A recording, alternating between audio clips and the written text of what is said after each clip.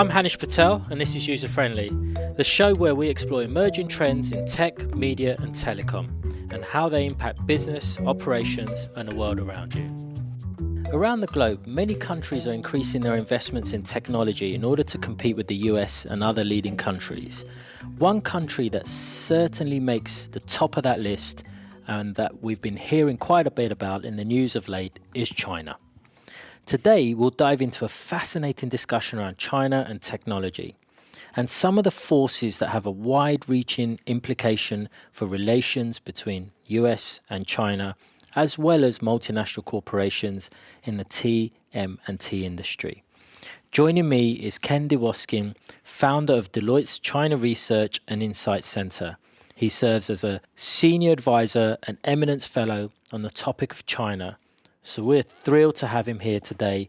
Ken, welcome to the pod. Well, thank you very much. Pleasure to be here.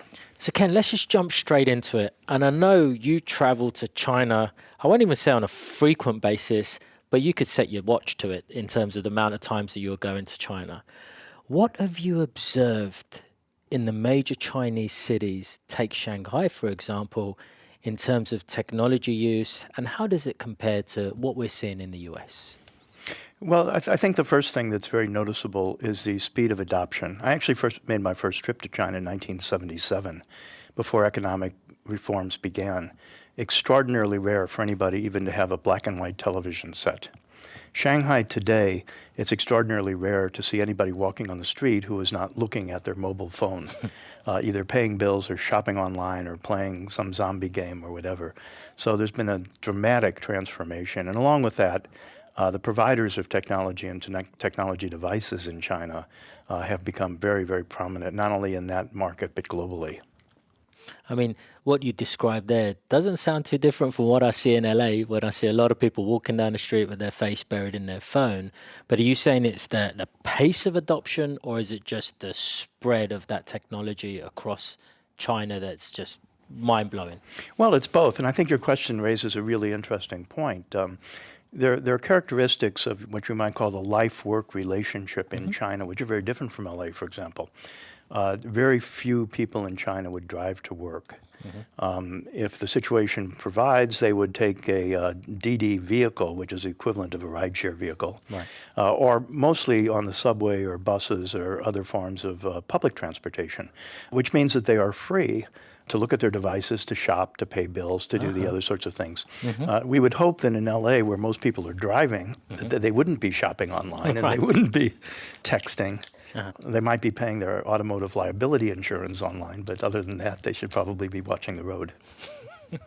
So for someone who's, to your point earlier, that has been going out to China for so many years, and looking at how the relationship has somewhat evolved between US and China over the many years, moving right forward to the current negotiations, I'm curious if you can break down for the listeners some of what you see are the key challenges as it relates to tech, to media, to telecom industry that are on the table.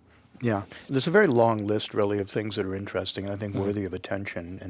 And, I would hope that people would invest a little bit of time to understand better. One is that China is, in many ways, like previous waves of emerging markets, going back to the end of the Second World War, Germany, Japan, and then the four tigers, Taiwan, North Korea, Hong Kong, and Singapore. They all emerged in similar ways. But in those instances, before China, as they emerged, they became very important developers of consumer technology products. Every one of them actually went through that stage. In many cases, they used technology that was developed elsewhere and applied it to commercial ends, which hadn't been done before. So in Japan, you had, for example, the invention of all sorts of miniature consumer electronic devices, beginning with the Walkman, that used integrated circuit technology that had actually been developed in the United States but never commercialized.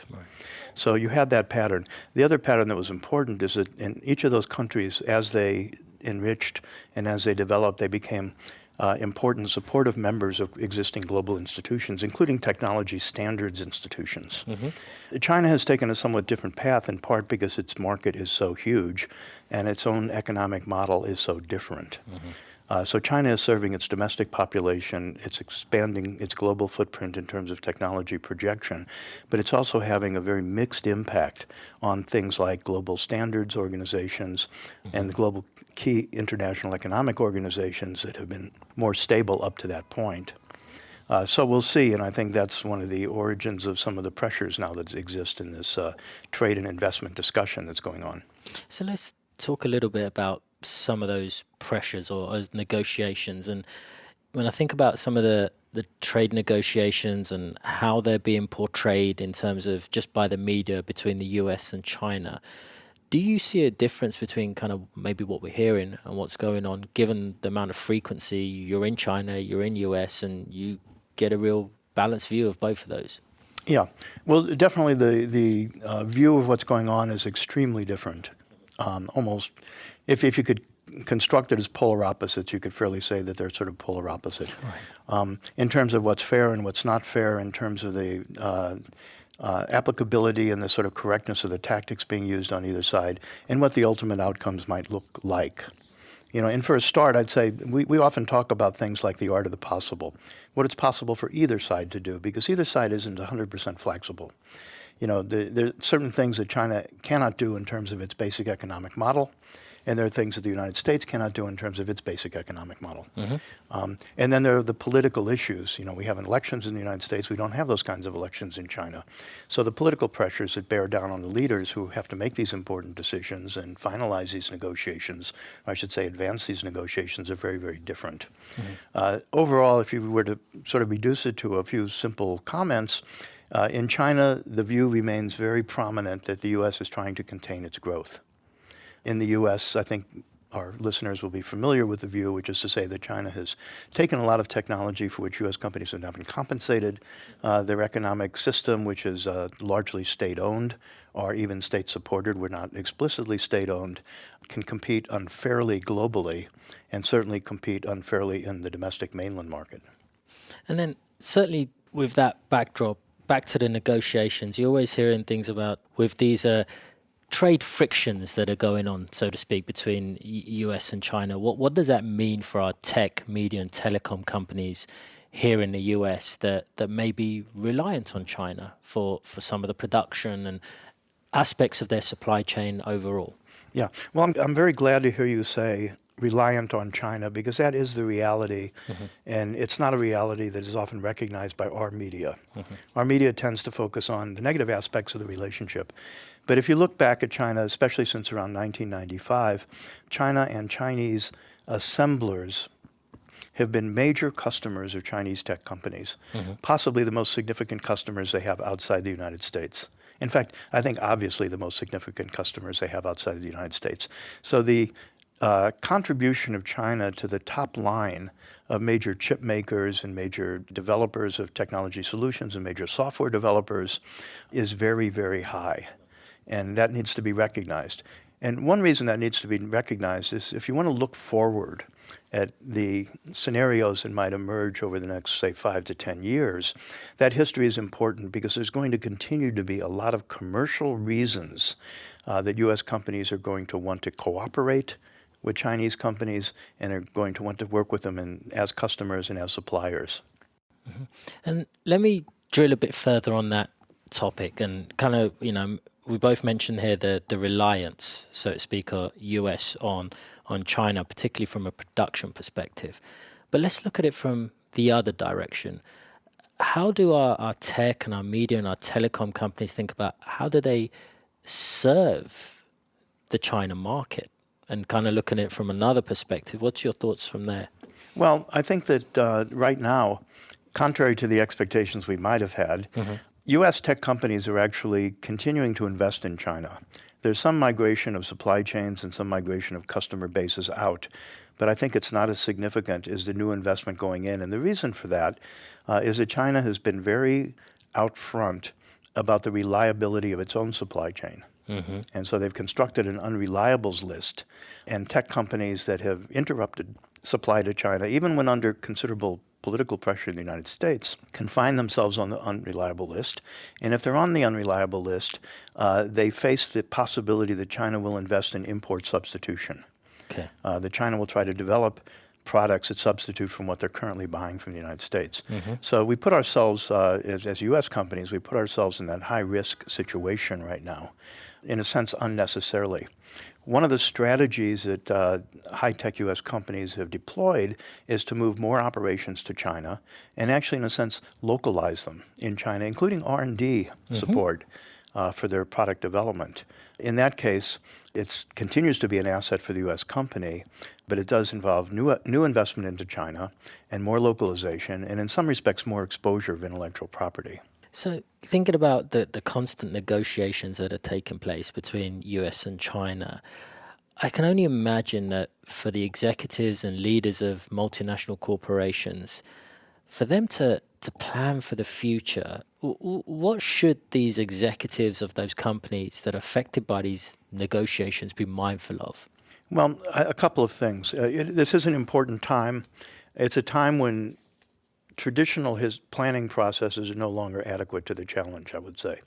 And to look at one aspect of it, if you look at supply chain migration, for example, which is an area where we have a lot of demand at the moment, companies really don't know enough about what's going on. They don't know enough about the prospects of settlement and what a settlement might look like in the ongoing negotiations to plan in a very granular and reliable way.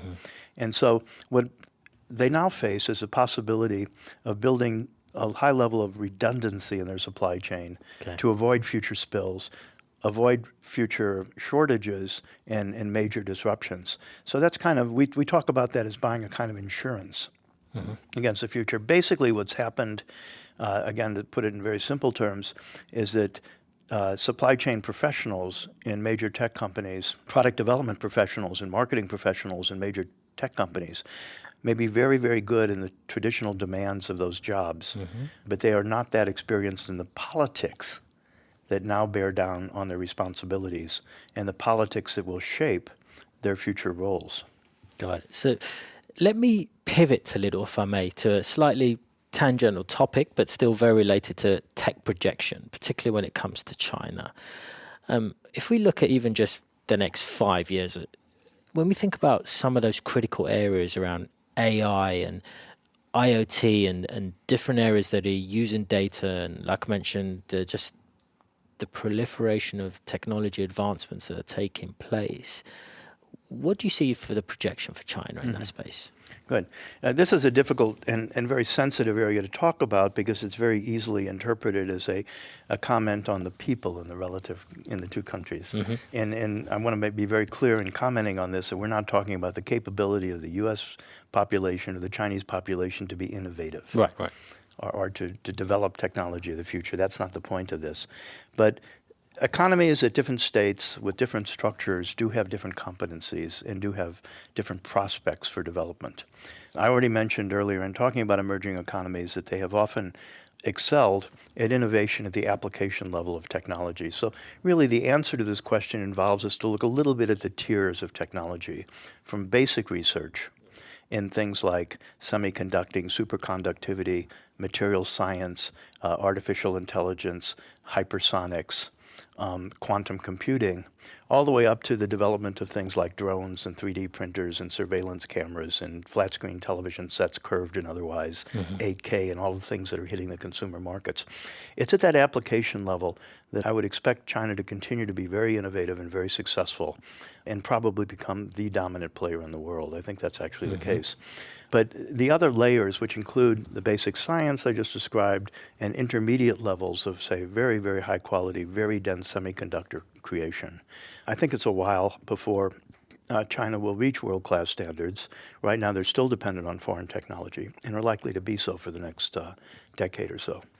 Just continuing on from that, how do you see that directly impacting our tech companies in the US, for sure? Well, I think tech companies that look at those tiers and understand where the future will bring cooperation opportunities and where the future will bring competition can actually plan accordingly. Right. Because it dictates that you would want a certain kind of relationship with, say, a Chinese counterparty. Might be a customer, might be a supplier, might be an R&D partner, whatever. At the basic sort of intermediary level, and a different kind of relationship at the application level. And so that level of analysis, I think, is really important for executives to think about. We tend to talk about technology competition in a very undifferentiated way. It is not one gross mass that in all respects is equivalent. As you well know, it's extremely complicated in terms of the whole process of developing something like the transistor to the kind of devices we have today and provide today that have unbelievable capability, billions of circuits essentially in a postage stamp size chip. So if you start to think about the long processes involved, the kind of investment involved, the kind of institutions that support that investment, and then take that, how these things are taken to market, you can understand that at the end of the day, there's a division of labor, even in technology development, even in technology deployment, which is going to be very important for defining the future. And quite frankly, important for companies to understand to succeed in the future. And Ken, kind of to somewhat close out the episode, at the start, you kind of gave the example of when you first went out to China and kind of the black and white TV to where we are today with everyone's face buried in some screen form factor or another. Having been out there so much, what's the biggest leap that you've seen that's, made you stand back and say, whoa, that's something pretty cool, or that's something really innovative that's taken place that you've seen come out to the consumer? Well, that's a tough question because so many things have happened. It's hard to isolate what the biggest one is. China has enabled the creation of companies that have a kind of breadth of services that have not occurred in any other economy. Mm-hmm. And so the two big platforms in China kind of do everything in their relationship with their consumers in a way that doesn't happen in the United States, doesn't happen in Europe, doesn't happen in Japan, really. Mm-hmm. And that high level of integration of services, permits people to do things like order food, pay all their bills, buy their clothing, buy their travel needs, all from essentially one vendor. Right. And so they can build the skill to optimize their use of these platforms and actually use them very, very efficiently. On the other hand, that model also has all of the shortcomings of a kind of a duopoly situation. Right. In terms of efficiency, cost, innovation drivers, and other things. So we'll have to see how that works out. But I think the unique characteristic is the extent to which that huge population is tied to equally huge providers of digital platforms and all the services that implies. So, Ken, before I let you go, any final thoughts that you want to add? Again, given your extensive experience of spending so much time in both countries and seeing that evolution in technology, give us a final thought for our listeners. Okay, well, I would say this. The current situation, I think, is a little bit of an anomaly. Mm-hmm. I don't think that what we're talking about right now and the issues of the frictions that affect not only trade but also investment, I would have to say, and that's an important part of the story, are not really the long-term definers of what this relationship between the U.S. and China will be. I think that we'll be able to stand up a better relationship in the near future. We are never going to be able to proceed without some level of negotiation. That's now baked in. Right.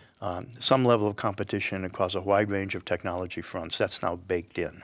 But by and large, I'm not quite a rose-colored glasses type person, but by and large, I'm actually quite optimistic that the positive relationship that we've talked about over the last 20 years will actually reform itself in potentially even more positive way in the future. And I think U.S. and China working together is a very positive combination in terms of the entire global population and especially the emerging economies in the world, that they themselves will be huge consumers of technology products in the next decade. Brilliant. Well, I mean, we'll certainly be watching closely in terms of these trade negotiations as they continue to evolve and China's investment in technology and increase to see the implications that play out for tech and media and telecom companies in the US and across to the globe. And with that, Ken, I really want to thank you for joining me today. It's been an absolute pleasure to have you on. And until next time, happy listening. Thank you very much. My pleasure entirely.